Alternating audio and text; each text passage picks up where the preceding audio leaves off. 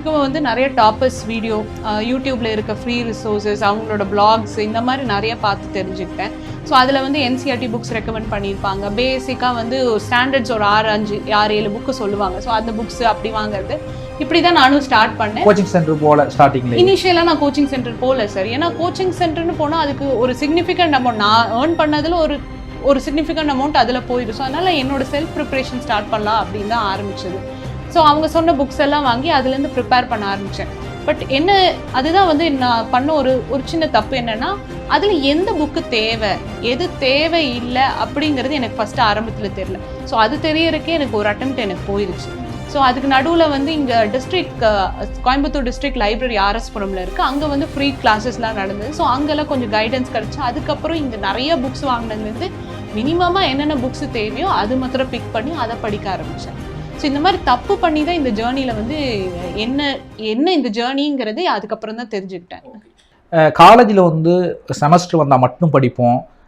School time college டைமில் எல்லாம் அப்படி தான் படிச்சப்போ அது மாதிரி படிச்சுட்டு போகல. இங்கே நீங்கள் வந்து திடீர்னு ஒரு நாளைக்கு ஒரு 2 மணி நேரமோ 3 மணி நேரமோ கண்டினியூஸாக படிக்கும்போது அதுவும் ஜாப் இடையில ஒரு போயிட்டீங்க, அதை குவிட் பண்ணிட்டு வாரீங்க. அந்த படிக்கிற ஆர்வம் உடனே வந்துருச்சு. அதை எப்படி நீங்கள் உங்களை ஆயத்தப்படுத்திக்கிட்டீங்க?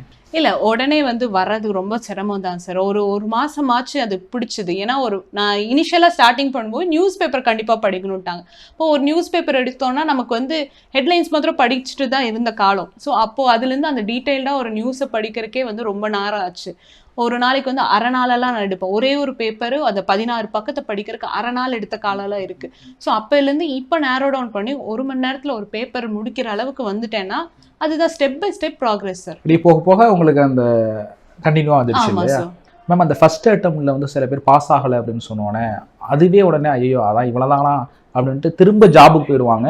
இல்லைனா வேறு வேலை கிடைக்கிற வேலைக்கு போயிடுவாங்கல்ல. நீங்கள் 2nd 3rd 4th 5th 6th clear பண்ணுறீங்கல்ல, அந்த அளவுக்கு ஒரு நம்பிக்கையாக இருக்கீங்கல்ல, உங்களுக்கு எதை நினச்சி ஓடிக்கிட்டே இருந்தீங்க? எனக்கு ஒரே ஒரு பாயிண்ட் தான் சார் மைண்டில் இருந்தது. நான் வந்து இன்னொரு 20 இயர்ஸ் டவுன் த லைன் ஃப்யூச்சரில் ஒரு 50-60 வயசில் நான் வந்து இன்னொரு அட்டெம்ப்ட் யூபிஎஸ்சியில் கொடுத்து என்னோட லைஃப் வேறு லெவலில் இருந்திருக்கும் அப்படிங்கிற ஒரு தாட் எனக்கு வரக்கூடாதுன்னு. ஸோ அதனால் கடைசி வரைக்கும் நான் ட்ரை பண்ணலாம். கடைசி வரைக்கும் ட்ரை பண்ணி அப்போ நான் எனக்கு கிடைக்கலன்னா okay I am not made for UPSC, ஆனால் வந்து லைஃப்பில் வேறு ஏதோ ஒரு சக்ஸஸ் இருக்கும் அப்படின்னு ஒரு இதில் நம்ம போயிடலாம். பட் நான் ட்ரை பண்ணாமல் அந்த பாயிண்டில் போய் நான் ரிக்ரெட் பண்ணக்கூடாதுன்னு ஒரு தாட் இருந்தது. ஸோ அதுதான் நான் நினைக்கிறேன் 6வது அட்டெம்ப்ட் வரைக்கும் என்னை ட்ரை பண்ண வச்சது இந்த ஒரு பர்டிகுலர் தாட் மாத்திரம் தான் சார். ஆனால் ஃபர்ஸ்ட் அட்டெம்ப்ட்டோ செகண்ட் அட்டெம்ப்ட்டோ கிளியர் பண்ணல அப்படின்னு சொன்னோன்னே சரி இதை நம்ம தப்பு பண்ணுறோம் அப்படின்னு சில பேர் கோச்சிங் சென்டர் போய் ஜாயின் பண்ணிடுவாங்க. நீங்கள் அதுவும் பண்ணலையா? எனக்கு வந்து ஃபர்ஸ்ட் செகண்ட் அட்டெம்ப்ட் வந்து என்ன தப்பு பண்ணேன்னா, எனக்கு ப்ரிலிம்ஸ் எழுதினாலே வந்து கவுண்ட்டுங்கிறது எனக்கு தெரியல. ஸோ அதுவே வந்து ஃபர்ஸ்ட்டு தப்பு. அப்புறம் 3வது அட்டெம்ப்ட் கொடுக்கும்போது நான் சொன்ன மாதிரி நிறைய புக்ஸ் எல்லாம் வாங்கி நிறைய படிக்க ஆரம்பிச்சது, அது ஒரு தப்பு. ஸோ இதுக்கப்புறம் வந்து டிஸ்ட்ரிக்ட் லைப்ரரியில் கொஞ்சம் கைடன்ஸ் கிடச்சிது. இந்த டைமில் தான் வந்து ஃப்ரீ ஐஏஎஸ் கோச்சிங் சென்டர் வந்து கோயம்புத்தூரில் ஸ்டார்ட் பண்ணாங்க. ஸோ அங்கே போய் ஜாயின் பண்ணேன் சார். அங்கே வந்து நான் போயிட்டுருக்க டைரெக்ஷன் கரெக்டாக இல்லை தப்பா அப்படிங்கிறது தெரிஞ்சுக்கிட்டேன். அப்போ அங்கேருந்து எனக்கு ஒரு 2 மென்டர்ஸ் கிடைச்சாங்க, நிஷாந்த் அண்ட் புவனின்னு சொல்லிட்டு.